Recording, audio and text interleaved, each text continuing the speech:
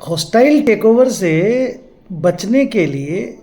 Mergers and acquisitions के cases में जो वेंडर कंपनी होती है ना, जो अक्वायरी जो होती है,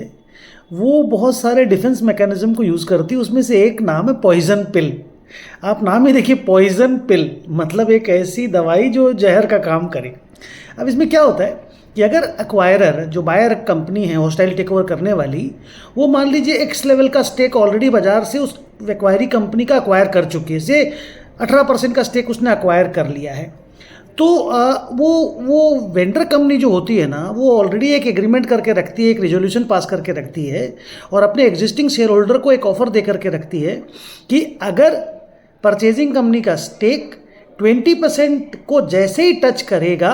तो तुम लोगों का जो ऑफर है वो ट्रिगर कर जाएगा। और ऑफर क्या है कि बहुत सस्ते में, सिग्निफिकेंट डिस्काउंट पे, सिर्फ existing share holders other than that purchasing company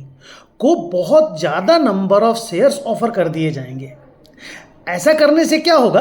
कि अगर मार्केट में नंबर ऑफ शेयर्स बढ़ जाएंगे तो परचेजिंग कंपनी का जो स्टेक ऑलरेडी 20% हो गया था वो डाइल्यूट होकर के 10%, 5%, 8% या 19% या 12% पे आ जाएगा। तो अगर उसका स्टेक गिर करके कम हो जाता है तो उसको फिर इंटरेस्ट कंपनी में कम हो जाता है। तो ये एक बहुत ही इंटरेस्टिंग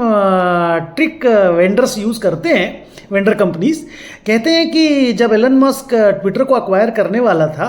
तो ट्विटर के मैनेजमेंट ने भी ये वाली ट्रिक अप्लाई करी थी। फिर बाद में ये ट्रिक कैसे फेल हुई, ट्विटर मस्क तो बहुत ही पैसे वाला बंदा है, उसने फिर किस तरह का ऑफर दिया सामने वाली कंपनी को, क्योंकि फिर अल्टीमेटली ना वो हॉस्टाइल टेक ओवर से कंपनी को फिर नेगोशिएटिंग टेबल पे जाना पड़ता है और हो सकता है मस्क भी उस नेगोशिएटिंग टेबल पे गया होगा एंड देन डील क्रैक किया होगा।